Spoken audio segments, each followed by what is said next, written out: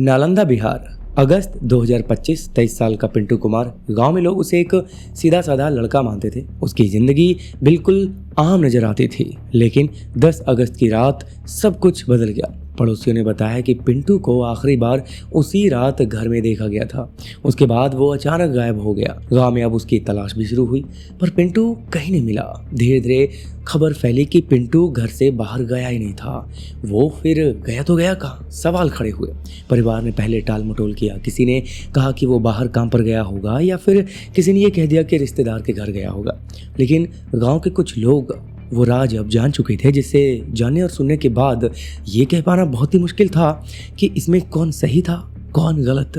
वैसे इस केस में मुख्य 3 किरदार हैं: पिता श्यामराम, माँ नीलू और बेटा पिंटू कुमार।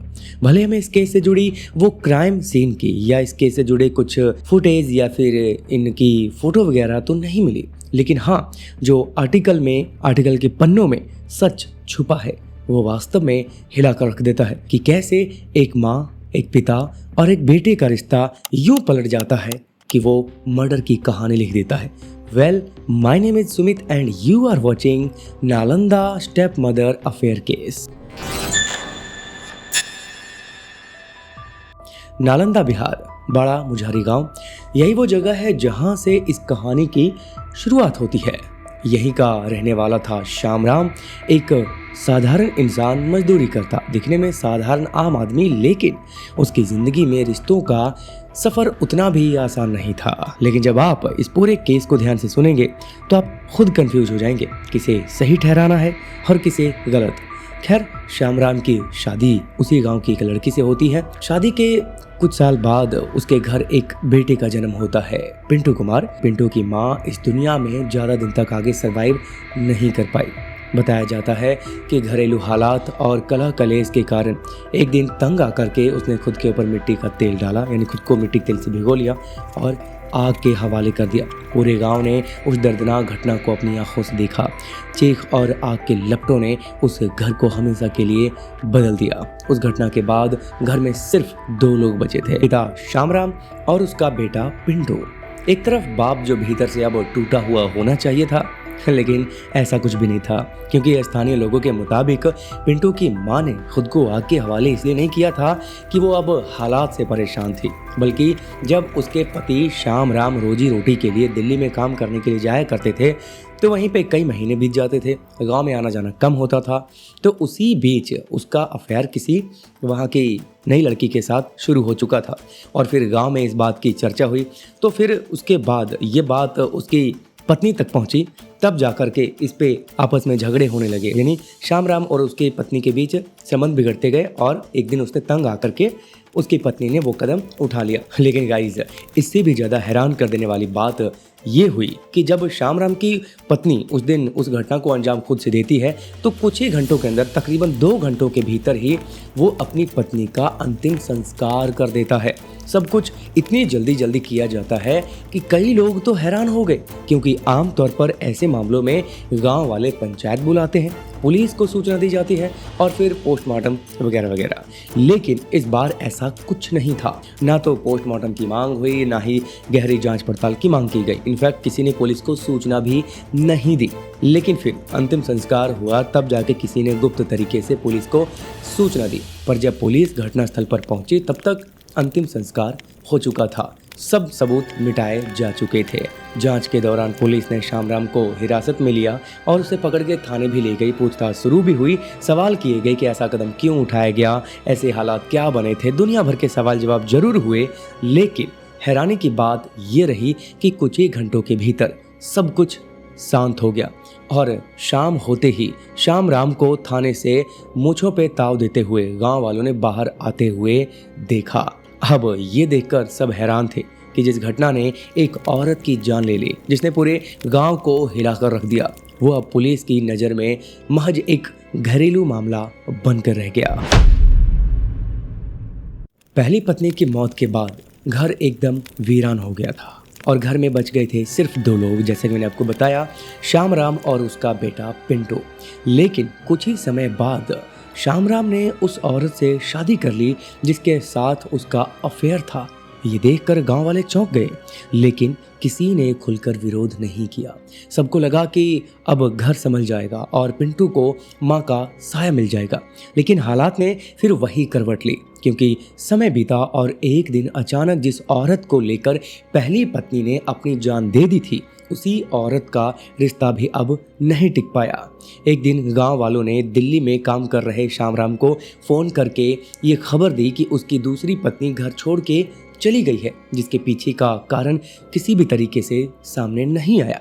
लेकिन अब यहीं से वो खेल शुरू हो चुका था जिसकी किसी ने कल्पना नहीं की थी। यानी अब समय आ चुका था 2014 का, जब पिंटू अभी 13 साल का हो चुका था और अब उसके पिता श्यामराम ने तीसरी शादी की और इस बार औरत का नाम था नीलू।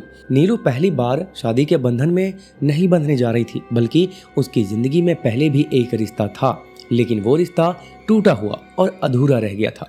इसीलिए पति से अलग होकर वो अपने मायके में रह रही थी और इस दौरान उसकी मुलाकात हुई श्यामराम से। कहा जाता है कि ये रिश्ता किसी और ने नहीं तय किया था, बल्कि श्यामराम ने खुद नीलू से मुलाकात की, उसे पसंद किया और उसे अपने जीवन में लाने का फैसला कर लिया और जल्दी ही दोनों का विवाह हो गया। यानी नीलू को श्यामराम ने अपने गांव लाकर तीसरी पत्नी के रूप में अपना घर बसाया। उस दिन जब नीलू ने घर में कदम रखा तो आस पड़ोस के लोग भी उम्मीद से भर गए थे कि चलो सब कुछ नॉर्मल हो जाएगा, अब शादी फिर से स्थिर हो जाएगी, परिवार जो टूटा हुआ है वो जुड़ जाएगा, पिंटू को माँ का फिर से सहारा मिल जाएगा, मतलब दुनिया भर की बातें आपस में होने लगी। लेकिन सच्चाई कुछ और होने जा रही थी, क्योंकि नीलू का व्यक्तित्व कुछ अलग अलग रहा था। उसका रहन सहन, उसका बोलने का तरीका और सबसे ज़्यादा उसके तेवर। गांव की औरतें अक्सर कहती थी कि ये नई बहू जैसी नहीं लग रही। उसकी मौजूदगी से ही घर का माहौल बदल गया। समय के साथ लोग नोटिस करने लगे कि नीलू का बर्ताव साधारण नहीं है, वो घर में अपनी पकड़ कायम कर रही है। और यही वो मोड़ था जिसने इस परिवार को उस अंधेरे रास्ते पर धकेलना शुरू किया, जहां से लौटकर वापस आना नामुमकिन था। 12 अगस्त 2025 नालंदा बिहार। सुबह के समय गांव मुजहरीबाड़ी के कुछ लोग पुलिस थाने पहुंचे, यानी हरनौत थाना पहुंचे। पुलिस के सामने उन्होंने एक लिखती आवेदन दिया, मतलब लिखती रूप में एक आवेदन रखा और उस आवेदन में लिखा था, श्यामराम ने अपने ही बेटे पिंटू कुमार को जान से मार दिया और फिर बाद में अपनी पत्नी नीलू के साथ मिलकर एम्बुलेंस में डाल के, यानी एम्बुलेंस के जरिए गंगा नदी में फेंक दिया गया। अगर पुलिस जांच करे तो पूरा सच सामने आ सकता है कि ये सब क्यों हुआ और इसके पीछे की क्या वजह रही। आवेदन के साथ गांव वालों ने एक और आरोप भी दर्ज कराया और वही इस पूरी वारदात की जड़ थी। रिपोर्ट पढ़ते ही थाना प्रभारी चौंक गए, क्योंकि मामला साधारण झगड़े या गायब होने तक अब सीमित नहीं रह गया था, क्योंकि ये एक ऐसे आरोप से जुड़ा हुआ था जो पूरे समाज को हिला देने वाला था। उसी समय पुलिस टीम गांव पहुंची। सबसे पहले श्यामराम और उसकी पत्नी नीलू से सवाल किया गया, पिंटू कहाँ है? फिर उन्होंने इसका जवाब दिया कि वो तो पास के गांव में काम से गया हुआ है। पुलिस ने उस गांव में भी जानकारी जुटाने की कोशिश की, लेकिन पता चला कि वो जो कहानी बता रहे हैं वो तो झूठी है। अब डाउट और भी गहरा हो गया। पुलिस ने पिंटू के ननिहाल में फिर कॉल किया, यानी खबर दी। फिर थाने में पिंटू के नाना सहदेव पहुंचे। उन्होंने साफ कह दिया, लिखती रूप में दिया कि मेरे नाती की गुमशुदगी मुझे अब काफ़ी ज़्यादा सस्पिशियस लग रही है और उसकी जान खतरे में हो सकती है। इस बयान के आधार पर अपहरण और मर्डर की एफआईआर दर्ज कर ली गई। इसके बाद फिर पुलिस ने श्यामराम, उसकी पत्नी नीलू और उस एम्बुलेंस ड्राइवर को हिरासत में ले लिया। पूछताछ के दौरान उस ड्राइवर ने ये बयान दिया कि हाँ, 10 अगस्त की रात को मैंने ही शव को गंगा नदी तक ले जाने में मदद की थी। श्यामराम और नीलू ने मुझे इसके बदले में पैसे दिए थे। नदी किनारे पहुंचाने के बाद उन्होंने मिलकर पिंटू का शव पानी में बहा दिया। इसीलिए अब मामला और भी ज़्यादा सीरियस हो चुका था।